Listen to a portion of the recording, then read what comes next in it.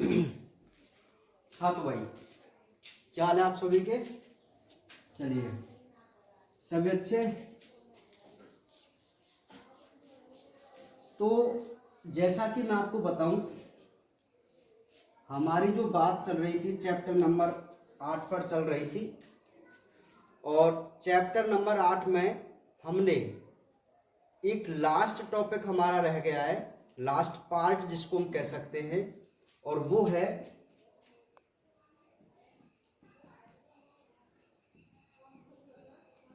खनिज लवणों के अवशोषण की क्रियाविधि। ठीक है, खनिज लवणों के अवशोषण की क्रियाविधि। तो ये जो चैप्टर नंबर 8 है उसमें हमने मिनरल्स के बारे में बात कर ली थी, और अब हम ये देखते हैं कि जो प्लांट होते हैं, प्लांट मिनरल्स को किस प्रकार एब्जॉर्ब करते हैं। ठीक है, तो एक बात मेरी ध्यान से समझिए कि जो पौधे होते हैं वो मिनरल्स को मुख्य रूप से दो प्रकार से एब्जॉर्ब कर सकते हैं। एक तो है निष्क्रिय अवशोषण और एक है सक्रिय अवशोषण। ध्यान देना, एक तो हमने ये पढ़ा था जल अवशोषण, वो भी निष्क्रिय जल अवशोषण और सक्रिय जल अवशोषण था, और आज जो हम यहाँ पर पढ़ रहे हैं ना, वो खनिज लवणों का अवशोषण है, कि आखिर जो प्लांट होते हैं वो खनिज लवणों का एब्जॉर्प्शन कैसे करते हैं। तो उसकी दो विधि हमें यहाँ मुख्य रूप से पढ़ने को मिली, एक तो निष्क्रिय और एक सक्रिय। बहुत ही इंपॉर्टेंट ये टॉपिक है, यहाँ से अभी तक तो क्वेश्चन नहीं बनाए लेकिन बनने के चांस है। समझ में आ गई बात? हाँ, चलिए भाई, तो सबसे पहले जो हम बात करेंगे वो अपने निष्क्रिय अवशोषण के बारे में बात करेंगे। ठीक है, निष्क्रिय अवशोषण जिसको हम पैसिव एब्जॉर्प्शन बोल के चलते हैं। क्या बोलते हैं इसको? Passive absorption. तो देखिए, सबसे पहले हम इसकी परिभाषा देखेंगे कि आखिर निष्क्रिय अवशोषण क्या होता है।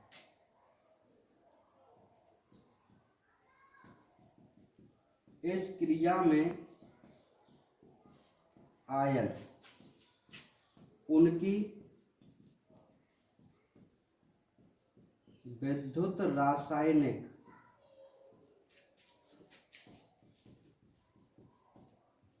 प्रवणता के आधार पर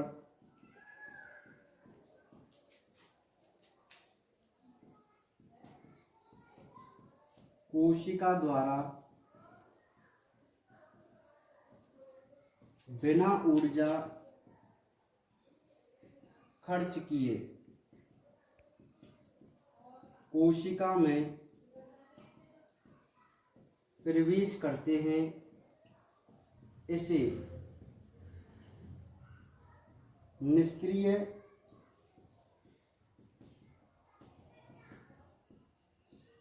अवशोषण कहते हैं। ठीक है भाई, तो ये परिभाषा है जिसको हम निष्क्रिय अवशोषण कहते हैं। ठीक है, चलो दिखाई दे रहा है आपको ना, सुनिए। तो देखिए, पैसिव एब्जॉर्प्शन, निष्क्रिय अवशोषण, तो मैं आपको कई बार ये बातें भी बता चुका हूं कि भाई निष्क्रिय जो क्रिया होती है ना, उसमें कोई एटीपी की आवश्यकता नहीं होती, किसी भी ऊर्जा की आवश्यकता नहीं होती, और सक्रिय जो होती है उसमें हमेशा ऊर्जा की आवश्यकता होती है। अब यहाँ पे मैं आपको बता दूं कि आरवीएससी बोर्ड में थ्योरी थोड़ी अलग प्रकार से है और एनसीईआरटी में बहुत सिंपल प्रकार से है, तो आप समझ जाएंगे, कोई दिक्कत वाली बात नहीं। ध्यान दीजिए, वो ये कहता है कि निष्क्रिय अवशोषण की क्रिया में जो मिनरल्स होते हैं वो अपने विद्युत रासायनिक प्रवणता, या मैं सीधी सी भाषा में कहूं कि अपनी सांद्रता के अनुसार अपनी सांद्रता के आधार पर, ठीक है, अपनी सांद्रता के आधार पर कोशिका द्वारा बिना ऊर्जा खर्च किए उस कोशिका में क्या कर जाते हैं, प्रवेश कर जाते हैं। तो इस क्रिया को हम क्या कहते हैं, निष्क्रिय अवशोषण कहते हैं। एक बहुत सिंपल सी बात देसी भाषा में आपको बता दूं कि अपनी सांद्रता के आधार पर, अपनी सांद्रता के आधार पर आयनों का बिना ऊर्जा खर्च किए किसी कोशिका में प्रवेश कर जाना क्या कहलाता है, निष्क्रिय अवशोषण कहलाता है। और इसमें क्या होता है कि आयन्स हमेशा अधिक सांद्रता से कम सांद्रता की ओर क्या करते हैं, गमन करते हैं। ये कह रहा है ना, विद्युत रासायनिक प्रवणता, इलेक्ट्रोकेमिकल ग्रेडियंट, ठीक है। तो इस आधार पर, मतलब उसकी सांद्रता की ये बात कर रहा है। तो सांद्रता के आधार पर जो आयन होते हैं वो कोशिका के बिना ऊर्जा खर्च किए ही उस कोशिका में क्या कर जाते हैं, प्रवेश कर जाते हैं। तो इस क्रिया को हम क्या बोलेंगे, निष्क्रिय अवशोषण बोलेंगे। और यही सक्रिय अवशोषण की मैं बात करूं तो एक सिंपल सी बात हो जाएगी कि विद्युत रासायनिक प्रवणता के विरुद्ध, ये तो इसके आधार पर, और सक्रिय में हो जाएगा इसके विरुद्ध ऊर्जा की सहायता से यदि कोशिका में प्रवेश करें तो उसे हम सक्रिय अवशोषण बोलेंगे। तो आपको क्लियर है दोनों ही डेफिनेशन। कहने का मतलब है सांद्रता, यदि लवणों का अवशोषण, खनिज लवणों का अवशोषण सांद्रता के आधार पर हो रहा है, ऊर्जा की सहायता से नहीं हो रहा है, तो है वो पैसिव। और यदि खनिज लवणों का अवशोषण सांद्रता के विरुद्ध होए या ऊर्जा की सहायता से हो रहा है तो उसे हम बोलते हैं सक्रिय अवशोषण, ठीक है। तो बहुत सिंपल सी परिभाषा है भाई निष्क्रिय अवशोषण की। अब हम इस निष्क्रिय अवशोषण में ये देखते हैं कि आखिर कौन कौन से सिद्धांत दिए गए जो ये समझाते हैं कि इस प्रकार निष्क्रिय अवशोषण होता है, ठीक है। तो इसके क्या है, 3 सिद्धांत हम यहां पर पढ़ेंगे। और वो है सबसे पहला सहन्ति प्रभाय परिकल्पना, सेकंड है आयन विनिमय, और थर्ड है डोनन साम्यावस्था। बात को जरा ध्यान से समझिए।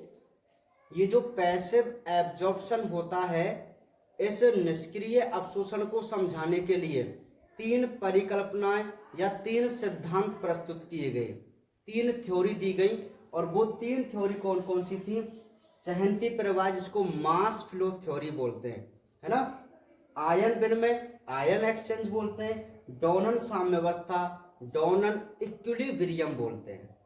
तो ये ध्यान रखना आप मेरी बात का, इसको याद रखना कि जो पैसिव एब्जॉर्प्शन होता है उसके समझाने के लिए 3 सिद्धांत प्रस्तुत किए गए। पहला था मास फ्लो थ्योरी जिसको सहन्ति प्रवाह परिकल्पना कहते हैं। दूसरा है आयन विनिमय यानी कि आयन एक्सचेंज थ्योरी। और तीसरी है डोनन साम्यावस्था जिसको डोनन इक्विलिब्रियम कह के चलते हैं, ठीक है। तो ये 3 परिकल्पनाओं से हम ये समझने की कोशिश करेंगे कि आखिर किस प्रकार एक प्लांट में पैसिव एब्जॉर्प्शन होता है, ठीक है।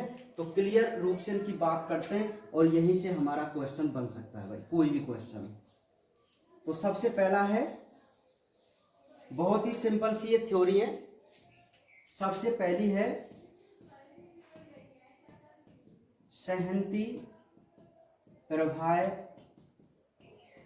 परिकल्पना जिसको हम मास फ्लो थ्योरी कहते हैं, ठीक है।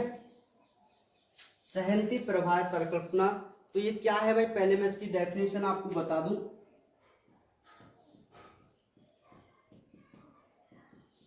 इस सिद्धांत के अनुसार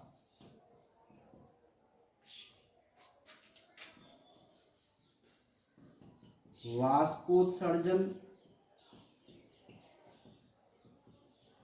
खिंचाव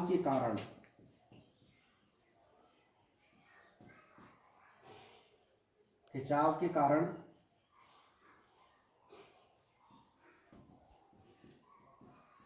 जल प्रवाह के द्वारा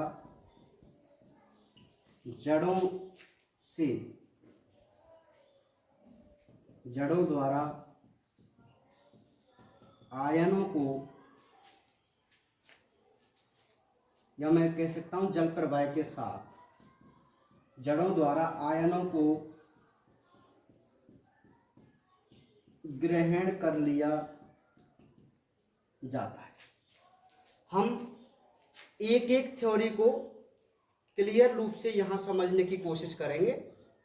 तो सबसे पहली जो थ्योरी है वो है मास फ्लो थ्योरी, जिसको हम सहनती प्रवाह परिकल्पना कह के चलते हैं। तो ये भाई क्या चीज है सहनती प्रवाह परिकल्पना?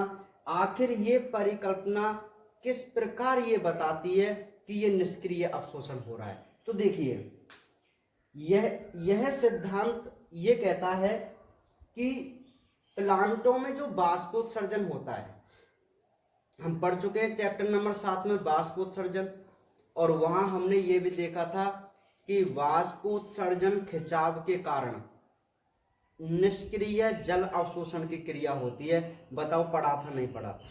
पढ़ा था ना? तो आप एक दिमाग में बात क्यों नहीं याद रख रहे कि भाई ये जो आपकी मिट्टी है इसमें जल है, और बताइए मिनरल्स कहाँ पे होते हैं? कहाँ पे होते हैं मिनरल्स? मिट्टी में ही तो होते हैं, और मिट्टी में होंगे तो वो किसके साथ घुले हुए रहेंगे? जल के साथ। किसके साथ? जल के साथ। नहीं आई बात समझ में? अरे भाई, जो हमारे मिनरल्स हैं वो मृदा में होते हैं, और मृदा में होता है जल। तो भाई जो आयंस हैं वो जल के साथ घुलेंगे नहीं घुलेंगे? बताओ। अर्थात जल में प्रेजेंट हो जाएंगे ना। जो केशिकीय जल है, कैपिलरी वाटर। कैपिलरी वाटर में क्यों बता के चल रहा हूं?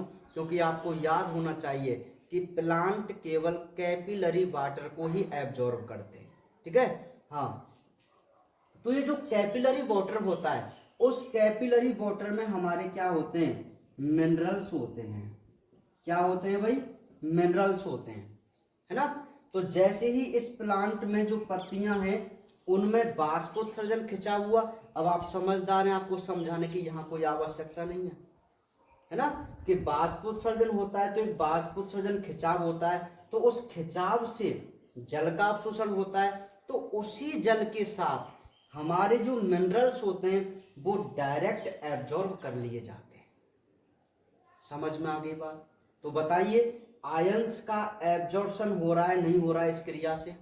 हो सकता है ना? ठीक है? तो यही परिकल्पना जिसको हम मास फ्लो थ्योरी बोलते हैं, वो यही चीज बताती है कि बाष्पोत्सर्जन खिंचाव के कारण जो जल का प्रवाह होता है उसी के साथ हमारे आयंस एब्जॉर्ब कर लिए जाते हैं। तो आपको बताइए क्या दिक्कत है इस थ्योरी को समझने में? आप पहले इसको जानते हैं। आप बताइए ऐसा हो सकता नहीं हो सकता? मिनरल्स एब्जॉर्ब किए जा सकते हैं नहीं किए जा सकते? किए जा सकते हैं ना? बताइए मुझे, क्या यहाँ पर कोई ऊर्जा की आवश्यकता पड़ेगी क्या प्लांट को? कोई एटीपी खर्च करेगा क्या? नहीं। और यदि एटीपी खर्च नहीं हो रहा तो ये कौन सा अवशोषण है? निष्क्रिय अवशोषण है, पैसिव एब्जॉर्प्शन है। समझ में आ गई बात? बनाइए इसको, स्क्रीनशॉट लीजिए। ठीक है, चलिए मिटा दूंगा।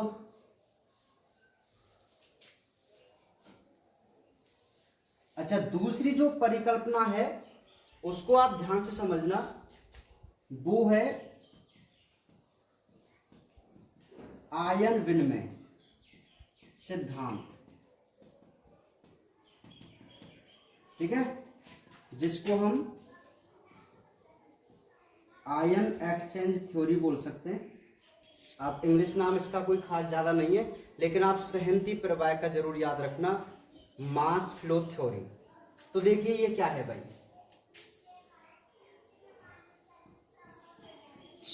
जड़ की सतह व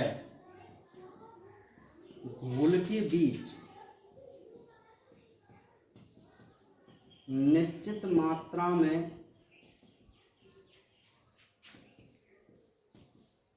धनायनों व ऋणायनों का विनिमय होना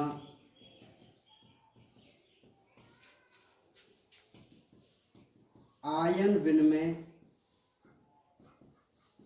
कहलाता है। विनिमय हमेशा समान आवेशों के बीच ही होता है। इसमें धनायन निष्क्रिय विसरण द्वारा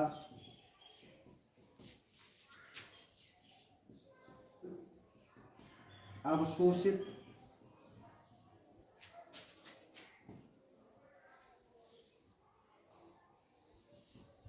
किए जाते हैं। ठीक है, देखिए भाई, जो ये आयन एक्सचेंज थ्योरी है, ये सिद्धांत भी बहुत इंटरेस्टिंग है। हम ये देख रहे हैं कि आखिर प्लांट किस प्रकार मिनरल का एब्जॉर्प्शन करते हैं, यही तो पढ़ रहे हैं। तो इसमें हमने ये देखा कि मिनरल्स को निष्क्रिय रूप से एब्जॉर्प्शन करने के लिए 3 सिद्धांत प्रस्तुत किए गए। उनमें पहला सिद्धांत था मास फ्लो थ्योरी, जो ये कहती थी कि बाष्पोत्सर्जन खिंचाव के कारण ही मिनरल्स का एब्जॉर्प्शन होता है, और हम जानते हैं ऐसा होगा कि नहीं होगा। अब दूसरी बात, दूसरा एक सिद्धांत दिया गया जिसको हम आयन विनिमय सिद्धांत कह के चल रहे हैं, और मैंने आपसे कई बार कहा है कि हेडिंगों में ही उनका सार छुपा हुआ होता है। आयन विनिमय मतलब आयनों का आदान प्रदान होना। ठीक है, तो ये आयन एक्सचेंज थ्योरी क्या कहती है कि जड़ की सतह, अब ध्यान से समझना, ये हमारे पास एक प्लांट है, ठीक है, और ये जड़ है, ये जड़ है भाई, और यहाँ पर ये मिट्टी है, और ये हमारे मिनरल्स या मैं कहूँ जल मिनरल्स दोनों हैं। भाई ये तो मिट्टी है, और यहाँ पर हमारे जल है, मिनरल्स भी हैं, यहाँ मैं बना सकता हूँ। ठीक है, जो भी है हमारे मिनरल्स हैं यहाँ पर, है ना। अब ध्यान से समझो, वो ये कह रहा है कि भाई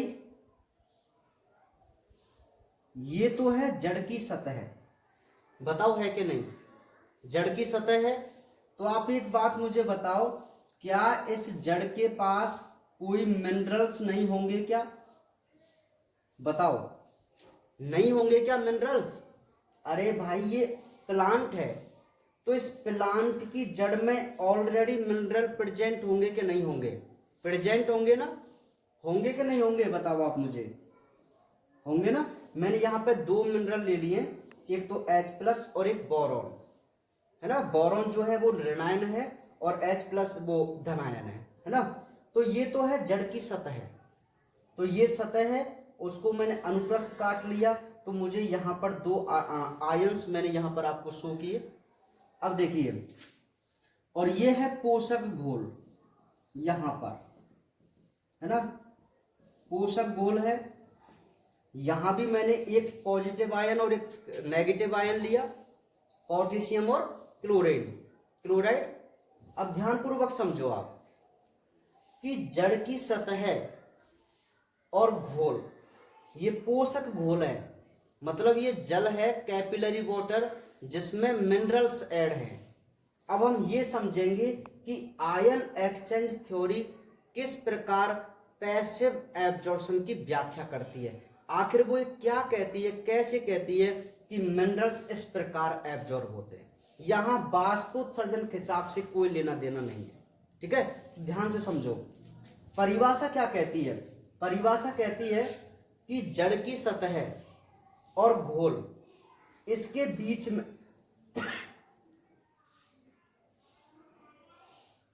एक बार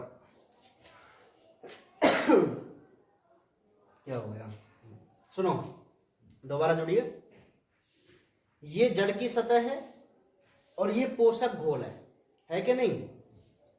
तो इस जड़ की सतह में आपको आयंस दिखाई दे रहे, आप समझदार है कि यहां आयंस होंगे, है ना?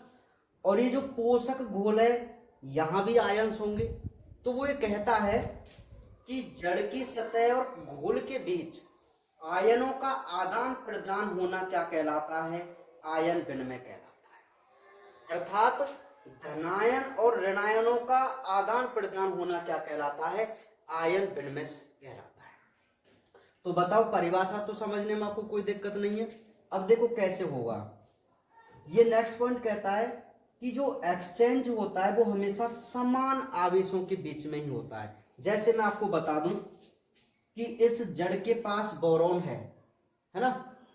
अब कंसंट्रेशन की बात है तो ये जो बोरॉन है ना, बोरॉन तो इससे निकल जाएगा बाहर, ठीक है? और अच्छा, ये नेगेटिव आयन बाहर गया है तो होगा क्या कि यहां जो सांद्रता है वो क्या हो जाएगी? ज्यादा हो जाएगी, और यहां सांद्रता क्या हो जाएगी? कम। मेरी बात को ध्यान से समझो। यहां नेगेटिव आयन था बोरॉन जल के पास, जड़ के पास। तो ये बोरॉन जैसे ही बाहर निकला तो यहां की सांद्रता कम हुई। पहले यहां की सांद्रता कम थी तो बोरॉन अधिक सांद्रता से कम सांद्रता की ओर चला गया, ठीक है? यहां लगभग विसरण जैसी क्रिया होती है, परासरण को हम नहीं पढ़ते यहाँ, हाँ विसरण। तो देखिए, अब ये जो क्लोरीन है ये क्या करेगा? अच्छा, इधर से नेगेटिव आयन आया है तो घोल में से नेगेटिव आयन कहां चला जाएगा? इस जड़ के पास चला जाएगा। सेम उसी प्रकार H+ बाहर निकला तो K+ अंदर चला जाएगा। अब जरूर ये मतलब मत समझना कि H+ निकले तो K ही जाएगा, कोई सा भी जा सकता है जो पॉजिटिव है। समझ में आ गई बात? तो आप बताइए, इस प्रकार आयनों का एक्सचेंज हो रहा है। तो देखिए, इस जड़ के पास पोटेशियम और क्लोराइड आयन दोनों पहुंचे कि नहीं पहुंचे जड़ के पास? तो यही तो है मिनरल एब्जॉर्प्शन। और किस आधार पर जा रहे हैं? सांद्रता के आधार पर। तो कौन सा अवशोषण है ये? निष्क्रिय। और किस प्रकार हो रहा है कि आयनों के आदान प्रदान से हो रहा है। तो आप इस थ्योरी को क्या बोलेंगे? आयन विनिमय सिद्धांत बोलेंगे। तो बताओ आपको क्या दिक्कत है आयन विनिमय सिद्धांत थ्योरी में? बहुत सिंपल सी बात है कि जड़ की सतह और पोषक घोल के बीच आयनों का एक्सचेंज होना, और वो भी कौन से? धनायन और ऋणायनों का एक्सचेंज होना क्या कहलाता है? आयन विनिमय कहलाता है। और ये जो विनिमय होता है हमेशा समान आवेशों के बीच में ही होता है। यदि धनायन निकलेगा तो धनायन ही अंदर जाएगा, ऋणायन निकलेगा तो ऋणायन ही अंदर जाएगा। समझ में आ गई आपको बात? तो उतारिए इसको भी, और इसका भी आप स्क्रीनशॉट जरूर ले लेना ताकि आपको समझने में दिक्कत नहीं हो, ठीक है? फटाफट बनाओ, ठीक है? बना लिया? हाँ। अच्छा, एक पॉइंट और मैंने ये रह गया है ना, ये तो मैंने बताया नहीं कि इसमें जो धनायन होते हैं वो निष्क्रिय विसरण द्वारा अवशोषित किए जाते हैं। अच्छा, निष्क्रिय विसरण, पैसिव, अरे दिमाग ही मत लगाओ। निष्क्रिय शब्द आ जाए तो इतना समझ लेना कि बिना ऊर्जा खर्च किए ही ये विसरित हो रहा है तत्व, बस। समझ में आ गई बात? यदि मैं यहाँ सक्रिय विसरण लिखूं तो ये समझ लेना कि विसरण की जो क्रिया हो रही है वो एटीपी खर्च करके हो रही है ना? और यदि एटीपी खर्च नहीं करके विसरण हो रहा है तो हम उसे निष्क्रिय विसरण बोलेंगे। मैं कितनी बार मैंने आपको बता दिया, निष्क्रिय और सक्रिय शब्द देखते ही एटीपी पे पहुंच जाया करो आप, ठीक है? हाँ, ऊर्जा पर। तो आपको ये आयन विनिमय थ्योरी में कोई दिक्कत नहीं है। चलिए, तो दो थ्योरियों से हमने ये समझ लिया कि आखिर किस प्रकार हमारे जो आयंस हैं उनका अवशोषण होता है। अब हमारे पास तीसरी थ्योरी जो कि बहुत इंपॉर्टेंट भी है वो है डॉनन साम्यावस्था सिद्धांत, ठीक है? तो इसको हम बोलते हैं डॉनन इक्विलिब्रियम थ्योरी। आप इंग्लिश नाम थोड़ा सा समझना इसका, साम्य अवस्था को इक्विलिब्रियम कहा जाता है। बाकी तो आप लिख ही देंगे, कोई दिक्कत वाली बात नहीं है, ठीक है। हाँ, अब देखिए भाई ये थ्योरी क्या कहती है, इसे डोनन ने दिया, यह अविसरणशील अथवा स्थिर आयनों के प्रभाव पर आधारित है। इसका महत्व इसलिए भी है कि ये रासायनिक सांद्रता प्रवणता के विरुद्ध तत्व एकत्र करती है। देखिए भाई, डोनन इक्विलिब्रियम, ये जो थ्योरी है वो आपको थोड़े अलग प्रकार से समझनी है। मैं आपको इसको थोड़ा अलग प्रकार से इसका कंसेप्ट मैं आपको दूंगा, और जब आप इसका कंसेप्ट समझेंगे तब ही आपको ये थ्योरी, ये जो मैंने लाइन लिखी है वो समझ में आएगी। क्योंकि आरबीएसई बोर्ड में यहां इसका एक्सप्लेनेशन नहीं किया गया है, ठीक है, जिससे हमें ये कम समझ में आती है। लेकिन अब आएगी आपके, मैं समझा रहा हूं ना, तो अब तो आपको क्लियर समझ में आएगी, ठीक है। तो ध्यानपूर्वक आप मेरी बात समझना। अगर हम डायरेक्ट इन लाइनों को पढ़ें तो बताओ हम इससे क्या समझ सकते हैं? कुछ भी नहीं समझ सकते, ठीक है। उसने डायरेक्ट बोल दिया कि अविसरणशील अथवा स्थिर आयनों के प्रभाव पर आधारित है। हमें पता ही नहीं है भाई ये क्या कहना चाह रहा है। ध्यानपूर्वक समझो। देखिए, प्लांट की जो कोशिकाएं होती हैं, पादप की जो कोशिकाएं होती हैं, उन कोशिकाओं में कुछ ऐसे मिनरल्स होते हैं या कुछ ऐसे पदार्थ होते हैं जो एक्सचेंज नहीं हो पाते। बात को ध्यान से समझो। प्लांट कोशिका के अंदर कुछ ऐसे पदार्थ होते हैं जो गमनशील नहीं होते, अर्थात वो कोशिका झिल्ली को पार नहीं कर सकते, है ना। कोशिका झिल्ली को क्या नहीं कर सकते? पार। क्योंकि आपको पता है कि जो कोशिका झिल्ली है वो अर्धपारगम्य झिल्ली है और सेलेक्टिव भी है, जो सेलेक्ट करके अणुओं को आर पार आने जाने देती है ना। तो देखिए, अब बात प्लांट की चल रही है, तो प्लांट में तो कोशिका भित्ति और कोशिका झिल्ली दोनों ही होती है ना। अब आप ध्यान से समझना, होता क्या है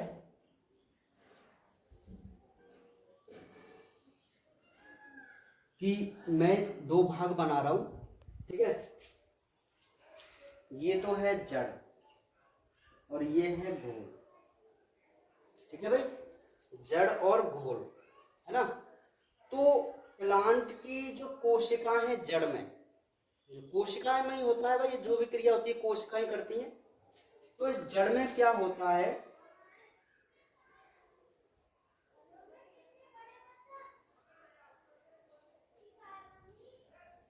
हाँ चलो यहां मान लेते हैं, कोई दिक्कत वाली बात नहीं है।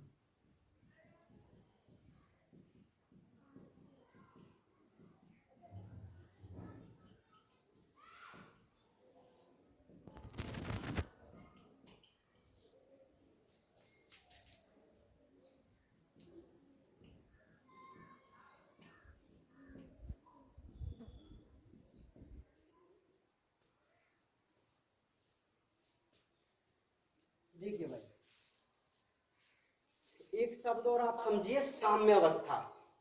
मतलब साम्य अवस्था से ऐसा लगता है जैसे कोई संतुलन करने वाली सी ये बात कर रहा हो, है ना। तो साम्य अवस्था का मतलब एक ये समझो कि दोनों तरफ संतुलन की अवस्था, ठीक है। अब ध्यान देना, इस जड़ में यहां मैंने जो ये पदार्थ है वो है प्रोटीन, ठीक है। और जो प्रोटीन है वो नेगेटिव आयन के रूप में है, नेगेटिव रूप में है, और ये जो प्रोटीन के अणु हैं वो इस कोशिका झिल्ली के पार नहीं जा सकते। नहीं यही बात समझ में?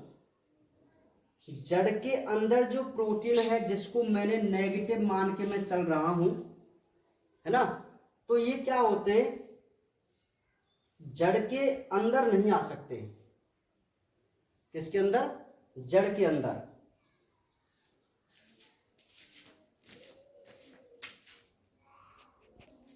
ठीक है, देखिए तो ये घोल और जड़। अच्छा, मैंने आपको यहां पे एक बात बता रखी है कि भाई प्लांट की कोशिकाओं में कुछ ऐसे पदार्थ होते हैं जो कोशिका झिल्ली के बाहर नहीं जा सकते। हालांकि धनायन और ऋणायन दोनों ही कोशिका झिल्ली के बाहर भीतर आ जा सकते हैं, लेकिन कुछ ऐसे पदार्थ भी होते हैं जो नहीं जा सकते। उन्हीं में है हमारा एक प्रोटीन। एक हम एग्जाम्पल के थ्रू यहां समझ रहे हैं। तो देखिए क्या होता है कि कोई भी कारणवश ये जो क्लोरीन है वो यहां पर ट्रांसफर हुआ, ये इधर आया। कहां? जड़ की तरफ, जड़ की तरफ आया, है ना। तो अब होगा क्या कि जब ये जड़ की तरफ आता है तो यहां जो है वो नेगेटिव आयन ज्यादा हो गए और पॉजिटिव आयन। अच्छा, ये जैसे ही जड़ की तरफ आया क्लोराइड, तो इस प्रोटीन को यहां से निकलना चाहिए था। नहीं, यही बात समझ में? नहीं निकलना चाहिए था क्या? निकलना चाहिए था ना, है ना। तो ये जो प्रोटीन के अणु है वो इसके बाहर नहीं जा सकते, अर्थात पोषक घोल में नहीं पहुंच सकते। तो यहां क्या हुआ कि इस क्लोराइड आयन के आने से नेगेटिव आयन यहां ज्यादा हो गए और पॉजिटिव आयन हो गए कम। लेकिन हमें क्या करके चलना है, यहां संतुलन बना के चलना है आयनों में। तो फिर क्या होगा कि उसकी सांद्रता को बनाए रखने के लिए या संतुलन को बनाने के लिए अपने आप ही पोषक घोल से जो पॉजिटिव आयन है वो अंदर की तरफ खिंचा चलाएगा, जड़ की तरफ। तो बताइए, ये सोडियम जैसे ही जड़ की तरफ आया तो आप इसको अवशोषण नहीं बोलेंगे क्या? मिनरल्स का बोलेंगे ना, मिनरल्स का अवशोषण। ठीक है, तो भाई ये सभी बातें सही नहीं है। मतलब हमें एक्चुअल नहीं पता होता कि कौन सी थ्योरी ज्यादा काम करती है। ठीक है, तो सभी जैसे डोनर ने थे तो उन्होंने ये बात बताई, है ना। तो मतलब उन्होंने क्या कहा, अब एक बात देखिए कि डोनर ने जो ये इक्विलिब्रियम थ्योरी दी उसमें क्या कहा कि यह अविसरणशील अथवा स्थिर आयनों के प्रभाव पर आधारित है। तो आप मुझे बताइए कि ये जो प्रोटीन है जो कि अविसरणशील या स्थिर आयन है, उसी की वजह से तो मिनरल्स का एब्जॉर्प्शन हो रहा है। बताओ, हो रहा है नहीं हो रहा? तो इसी पर ये आधारित है कि नहीं, डोनर साम्य अवस्था। तो आपको अभी पहला पॉइंट समझ में आ गया होगा बिल्कुल। दूसरा पॉइंट क्या कहता है कि इसका महत्व इसलिए भी है कि ये रासायनिक सांद्रता प्रवणता के विरुद्ध तत्व एकत्रित करती है। अर्थात सांद्रता ज्यादा हो जाती है तब भी ये तत्वों को क्या करती है, एकत्र करती है, जबकि उसको बाहर निकालने चाहिए। देखो यहां सांद्रता ज्यादा हो गई कि नहीं हो गई? बताओ, अब मेरी बात समझो आप। क्लोराइड के आने से यहां सांद्रता और ज्यादा हो गई। नियम तो ये कहता था कि यहां से इधर को निकलना चाहिए था, अधिक सांद्रता से कम सांद्रता की ओर नहीं जाना चाहिए था क्या विसरण में? लेकिन यहां तो एक और मिनरल्स आ रहा है, जहां सांद्रता ज्यादा हुई वहां और मिनरल्स ऐड हो रहे हैं। तो आप मुझे बताइए कि ये जो क्रिया है वो सांद्रता प्रवणता के विरुद्ध कार्य कर रही है, नहीं कर रही? अर्थात सांद्रता प्रवणता के विरुद्ध तत्व एकत्र करती है कि नहीं करती है इक्विलिब्रियम थ्योरी? तो आपको दोनों लाइन इस एक्सपेरिमेंट से, इस एग्जाम्पल से कंप्लीट हुई कि नहीं हुई? ठीक है, तो आपको समझ में आ गई डोनर साम्य अवस्था क्या है, डोनर साम्य अवस्था थ्योरी। तो बहुत ही सिंपल सी थ्योरी है भाई डोनर साम्य अवस्था। आपको क्या कहना है कि इसे डोनर ने प्रस्तुत किया और इस थ्योरी में ये बताया गया कि यह थ्योरी अविसरणशील अथवा स्थिर तत्वों स्थिर आयनों के प्रभाव पर आधारित है। तो अविसरणशील या स्थिर आयन हमने प्रोटीन को माना, यहाँ पर एक एग्जाम्पल के थ्रू हमने यहाँ देखा है ना। और इसका महत्व इसलिए भी माना गया है कि यह थ्योरी सांद्रता प्रवणता के विरुद्ध भी तत्वों को क्या करती है, एकत्र करती है ना।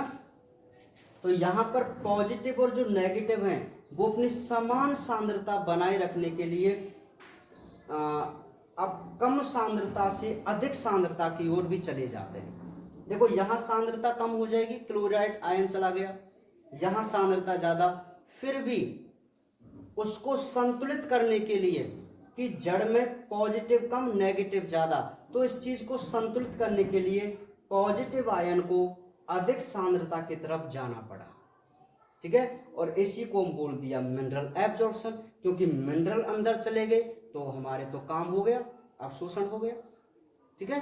तो आपको समझ में आई डोनर साम्य अवस्था, तो समझ में आ गई तो फिर इसको बना लीजिए आप, ठीक है। इसको आप समझना ध्यानपूर्वक, कहीं नहीं मिलेगा आपको, मैं बता रहा हूं, ठीक है। समझ लीजिए इसको।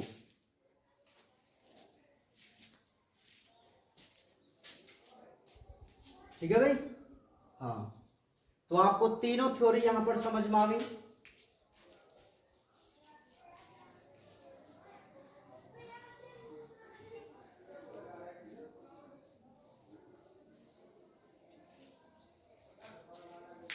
तो ये था हमारा पैसिव एब्जॉर्प्शन, निष्क्रिय अवशोषण, ठीक है। तो पैसिव एब्जॉर्प्शन में हमने क्या देखा भाई, हमने ये देखा कि आयंस विद्युत रासायनिक प्रवणता के आधार पर, आयंस विद्युत रासायनिक प्रवणता के आधार पर जड़ों द्वारा अवशोषित किए जाते हैं, ठीक है। इसे हम निष्क्रिय अवशोषण कहते हैं। इसके लिए तीन थ्योरी प्रस्तुत की गई। सबसे पहली थी सहनती प्रवाह, ठीक है। दूसरी थी आयन विनिमय, और तीसरी थी डोनर साम्य अवस्था। तो ये तीन थ्योरी निष्क्रिय अवशोषण को समझाने के लिए प्रस्तुत की गई। तो मैं आपको बता दूं एक बार फास्ट रिवाइज में कि मास फ्लो थ्योरी, सहनती प्रवाह थ्योरी यह कहती है कि भाई प्लांटों में जो वाष्पोत्सर्जन खिंचाव होता है, उस खिंचाव के कारण जो जल का अवशोषण होता है ना, तो उसी जल के साथ मिनरल भी एब्जॉर्ब कर लिए जाते हैं। बहुत सिंपल थ्योरी हो गई। दूसरी है आयन एक्सचेंज। आयन एक्सचेंज ये कहती है कि भाई जो आयंस जड़ की सतह और घोल के बीच आयनों का एक्सचेंज होना आयन विनिमय कहलाता है। और इसमें क्या बताया गया कि जो धनायन है वो धनायनों का एक्सचेंज करेंगे और जो ऋणायन है वो ऋणायनों का एक्सचेंज करेंगे, ठीक है। नेक्स्ट हम समझेंगे डोनर साम्य अवस्था। तो डोनर नाम के एक वैज्ञानिक थे जिन्होंने इस थ्योरी को प्रस्तुत किया और उन्होंने ये कहा कि यह जो थ्योरी है वो ये बताती है कि एक प्लांटों की कोशिका में एक अविसरणशील तत्व होता है जो कोशिका झिल्ली से बाहर नहीं जा पाता। अब कोशिका झिल्ली कहाँ होगी, ये प्लांट जड़ की सेल्स के पास होगी। तो ये जो घटना है, या मैं कहूँ यह जो थ्योरी है वो एक अविसरणशील या स्थिर आयन पर आधारित है। और इसको हम इम्पोर्टेंस इसलिए भी देते हैं कि ये सांद्रता प्रवणता के विरुद्ध तत्वों को क्या करती है, एकत्र करती है। अर्थात यहाँ कम सांद्रता से अधिक सांद्रता की तरफ आयंस चले जाते हैं, जबकि अधिक सांद्रता से कम सांद्रता की ओर जाने चाहिए, ठीक है। तो इस प्रकार हमने ये समझा कि आखिर किस प्रकार प्लांटों में पैसिव एब्जॉर्प्शन होता है। तो यहाँ तक आपको समझ में आया, कोई दिक्कत वाली बात नहीं है, ठीक है। नेक्स्ट हम समझते हैं दूसरा जो प्रकार है वो है सक्रिय अवशोषण। जिसको हम एक्टिव एब्जॉर्प्शन कह के चलते हैं। क्या कहते हैं भाई? एक्टिव एब्जॉर्प्शन, सक्रिय लवण अवशोषण, है ना। तो देखिए इसकी क्या परिभाषा होती है। उपापचयी ऊर्जा के फलस्वरूप आयनों का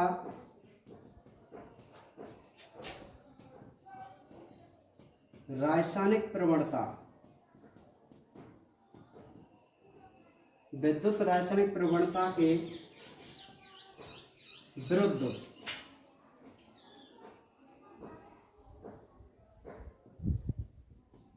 जड़ों द्वारा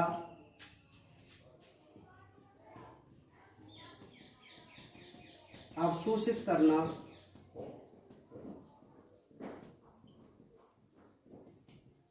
सक्रिय अवशोषण कहलाता है। ठीक है।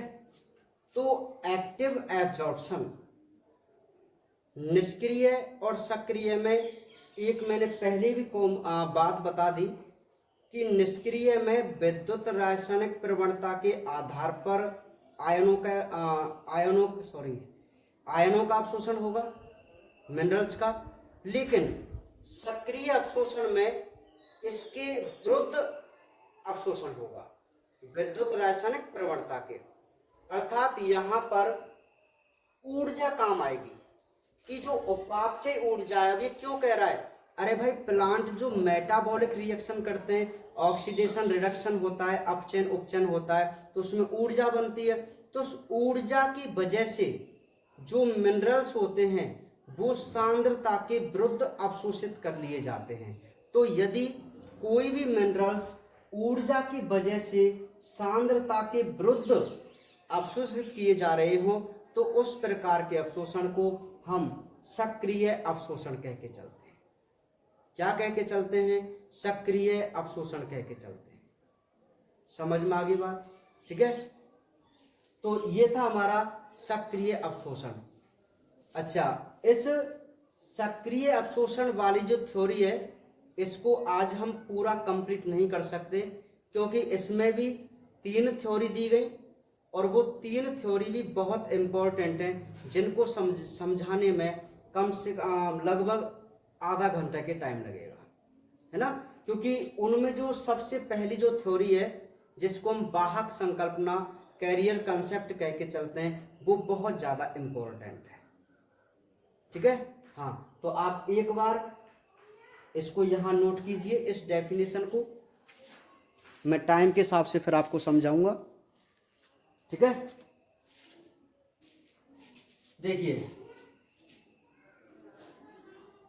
यहाँ हम आज थोड़ी सी बात अपनी वाहक संकल्पना के बारे में करेंगे, क्योंकि जब आप 5-1 मिनट उसको आज समझेंगे और फिर कल उसको और समझेंगे थ्योरी के हिसाब से, तब आपको वो क्लियर समझ में आ जाएगी। ठीक है। हाँ, तो देखिए भाई, ये तो परिभाषा तो हमें समझ में आ गई कि आखिर निष्क्रिय और सक्रिय अवशोषण क्या होता है, ये तो हम जान चुके हैं, है ना। अब ध्यान से आप समझिए।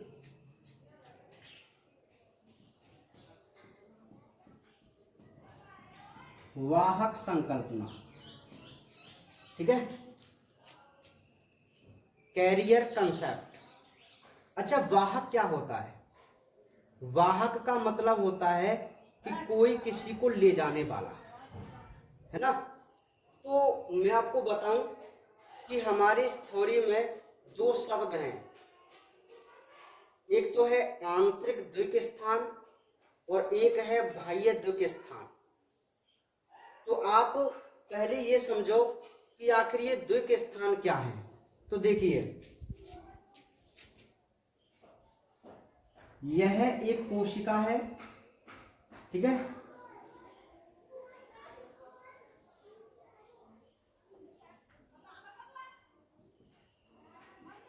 यह है सेल वॉल, यह है सेल मेम्ब्रेन, है भाई। ये सेल वॉल है और ये सेल मेम्ब्रेन है। बताओ है कि नहीं, है ना। तो देखिए, कोशिका झिल्ली के भीतर, कोशिका झिल्ली के भीतर का जो भाग है, ये वाला जो आपको भाग दिखाई दे रहा है वो तो है आंतरिक द्विक स्थान, और ये जो है वो है बाह्य द्विक स्थान। ठीक है, ये तो है आंतरिक द्विक स्थान जो सेल मेम्ब्रेन के अंदर है, और जो सेल मेम्ब्रेन के बाहर है वह है बाह्य द्विक स्थान। नहीं आई बात समझ में? ठीक है, नहीं आई क्या कि थ्योरी लिखा के आपको समझाएं?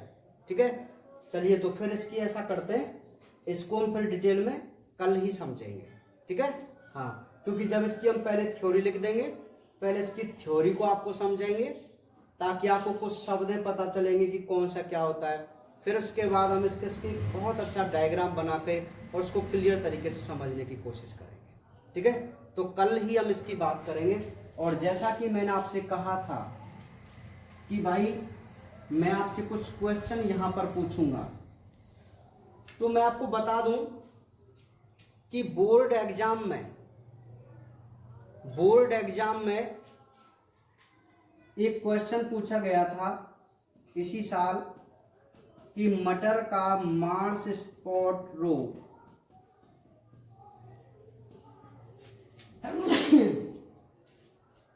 मटर का मार्स स्पॉट रोग किस तत्व की कमी के कारण होता है।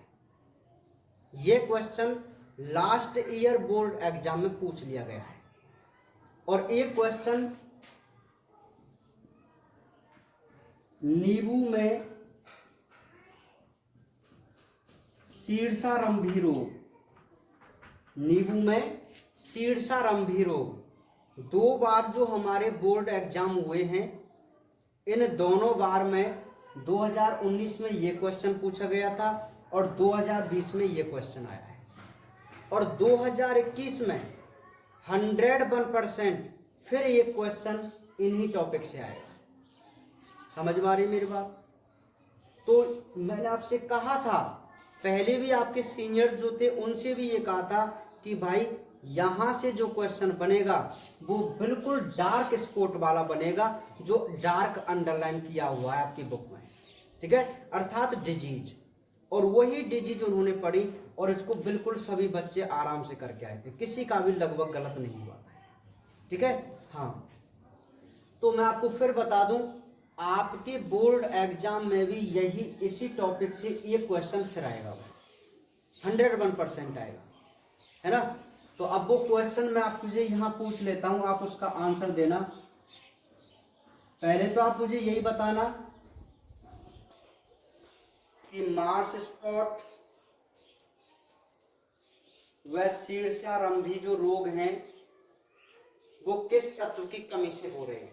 ठीक है, पहला क्वेश्चन तो मैंने आपसे यही पूछ लिया। दूसरा क्वेश्चन है वेबटेल रोग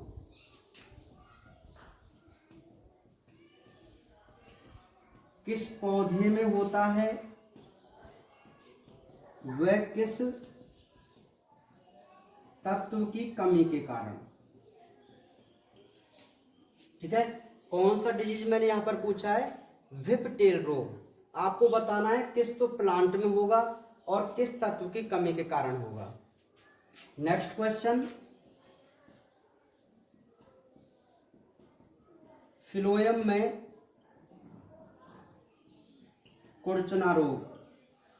और नेक्स्ट क्वेश्चन है चितकवरी हर्माहीनता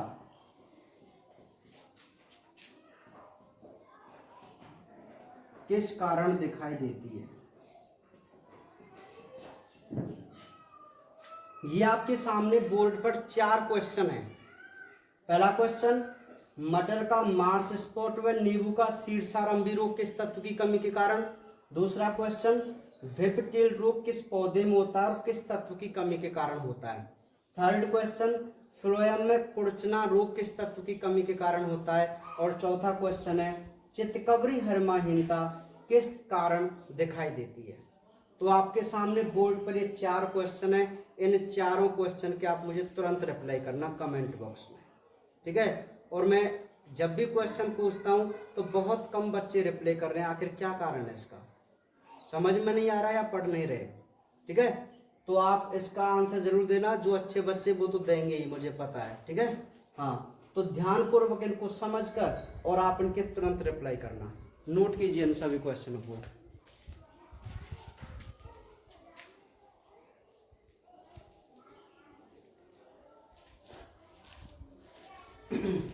बना लिए है ना। तो इन चारों क्वेश्चनों के आंसर मुझे आप जरूर रिप्लाई करना, ठीक है। बहुत ही ये इम्पोर्टेंट है, क्योंकि ये चैप्टर 8 है, वो थोड़ा लंबा भी है और हमें याद ज़्यादा करना पड़ेगा उसमें, ये आप सभी को पता है, ठीक है भाई। हाँ, तो आज ये हमारा चैप्टर हुआ ही नहीं, क्योंकि इसमें जो थ्योरी थी वो बहुत ही इंटरेस्टिंग और इम्पोर्टेंट थी, जिनको समझना हमें बहुत आवश्यक था। तो मैं आशा करता हूँ कि आपको ये 3 थ्योरी जो आज हमने पढ़ी हैं वो बिल्कुल समझ में आ गई हों। बहुत ही सिंपल इनके कंसेप्ट मैंने आपको बताए हैं, तो आप कंसेप्ट के हिसाब से इन टॉपिकों को दोबारा याद करने की कोशिश करना, ठीक है। आप अभी से इनके कंसेप्ट तैयार करके चलो, ठीक है। समझ में आ गई बात। तो कल ये हमारा चैप्टर कंप्लीट हो जाएगा बिल्कुल, और कल हम इसका थोड़ा सा रिवाइज भी कर लेंगे, है ना। बात समझ में आ रही है, मतलब जो हमारे टॉपिक हैं उनको हम दोबारा से यहाँ रिवाइज भी कर लेंगे कल के दिन। समझ में आ गई बात। तो बाकी बातें करेंगे कल।